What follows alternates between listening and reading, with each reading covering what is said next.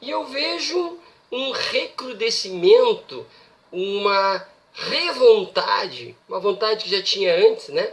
Uma revontade de retomada do liberalismo, de um Estado mínimo. E eu queria aqui fazer uma reflexão sobre, afinal de contas, o que significa o Estado mínimo. E eu vou usar um ponto de vista mais filosófico, porque eu estou um pouco cansado, assim, de mostrar na prática por que o Estado mínimo ele tem problemas sérios e não funciona. Então, vou tentar trabalhar com o conceito de Estado mínimo. Vejam que o Estado mínimo ele seria uma situação em que as pessoas viveriam dentro de um Estado democrático, e indivíduos maximamente livres num Estado minimamente atuante. Né? A proporção, a ideia, melhor dizendo, é essa, né? Muita liberdade e pouco Estado, e quanto mais extremos, melhor.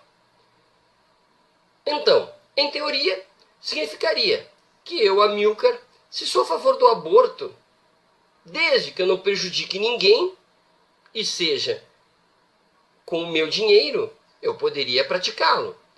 Se eu sou a favor de, não sei, gastar todos os meus recursos comprando picolés, né, e comê-los até passar mal, não haveria problema algum. A ideia, portanto, é que desde que tu não onere o Estado mínimo, desde que tu não onere as pessoas em volta de ti, e esse onerar pode ser financeiramente ou em termos de onerar em termos de infelicidade, ou seja, o meu agir comporta em menos felicidade para o meu vizinho, desde que eu não onere em dinheiro e não onere em infelicidade, o meu agir é plenamente permitido. Não haveria limites morais, nem limites éticos. O limite é apenas incomodar. Se não incomodar o outro, está liberado. Então, em tese, isso parece uma coisa bastante interessante. Mas é inviável. Ele é inviável porque nós, ao investirmos na ideia de liberdade, acabamos atingindo fortemente o Estado. Porque a ideia de ter Estado é justamente a limitação da liberdade. Estado é limitação da liberdade. É isso. Se eu invisto na minha liberdade, eu reduzo o Estado. Ok. Mas o problema acontece na seguinte situação.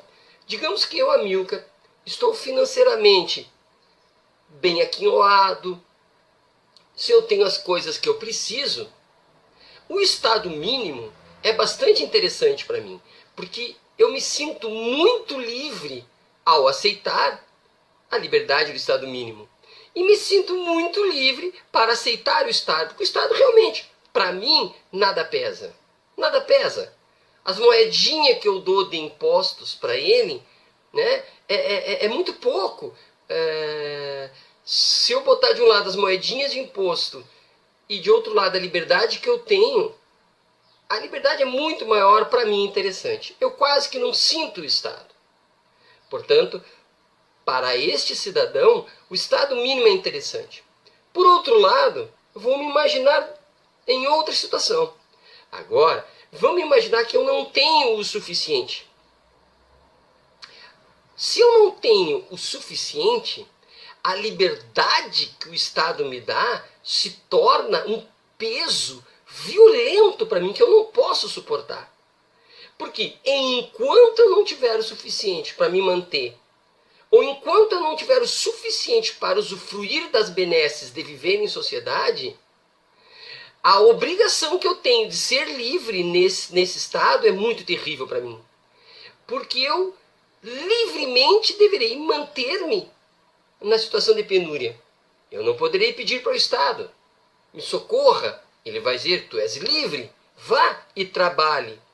Mas eu chegarei ao empregador e direi: eu quero trabalhar, meu amigo. E o empregador vai dizer: dentro da minha liberdade eu não preciso de ti. Eu não te amo, Amilcar, e não te odeio. Eu não preciso de ti. E assim, eu estarei numa situação em que essa liberdade imposta de eu fazer o que eu quiser, ela se torna muito pesada. Porque eu não posso fazer nada. E eu não posso pedir para ninguém.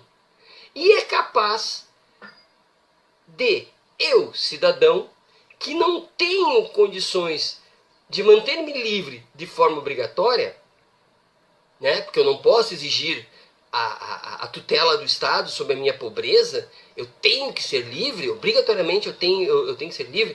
Fica tão pesado isso que eu posso decidir pela liberdade de não pagar impostos. Opa! Se eu exigir a liberdade de não pagar impostos, o Estado que me dá liberdade e me obriga a ser livre vem até mim e diz: opa, seu Amilcar, esse Estado que não existia, que não aparecia, agora aparece. E aparece forte, e aparece brabo. Aqui no Brasil se chama o leão, né? O leão do imposto de renda, ou não sei quem mais, né? As instituições estatais aparecem para me obrigar a pagar um imposto. E esse imposto existirá para obrigar-me a continuar livre. Mas eu não tenho a liberdade de não pagar esse imposto. E também não tenho a liberdade de não viver sob a tutela do Estado. Eu preciso estar no Estado. E também não tenho a liberdade de ir ao mercado, pegar aquele arroz, pegar aquele feijão, ou pegar aquele carro 0 quilômetro que eu quero. Essa liberdade não me é dada. Para essas pessoas que a liberdade se torna pesada demais, o Estado é inviável. O Estado se torna inviável. Ok, fácil de imaginar essa situação, né? E aqui não vamos dizer por quê. Por que o cara não tem trabalho? Ah, porque ele é vagabundo, eu não sei. O que interessa é que, mesmo eu querer ser vagabundo, que o Estado mínimo deveria dizer tu tens a liberdade de não fazer nada, é o mesmo Estado que vai me obrigar a fazer algo para sustentar o Estado. Então isso é um problema conceitual violento que quebra a ideia de Estado mínimo. E veja que à medida que aumenta o número de pessoas que livremente podem ganhar menos, que livremente podem ser pobres, que livremente podem andar por aí sem ter condições de se sustentar, essas pessoas começam a refletir sobre o que é isto? Que liberdade é esta? Que liberdade imposta é essa? E por que o Estado está se aproximando de mim à medida que eu não consigo me sustentar? E à medida que eu me sustento, esse Estado se afasta de mim. Que liberdade é essa? E entra em crise o Estado. Porque à medida que cresce o número de pessoas que livremente sofrem, aumenta, na mesma medida, a liberdade democrática dessas pessoas virem até o Estado e apontar o dedo para ele. Mas Estado? Que história é essa? Te explica para mim, Estado. Te explica para mim. E o Estado fica sem voz.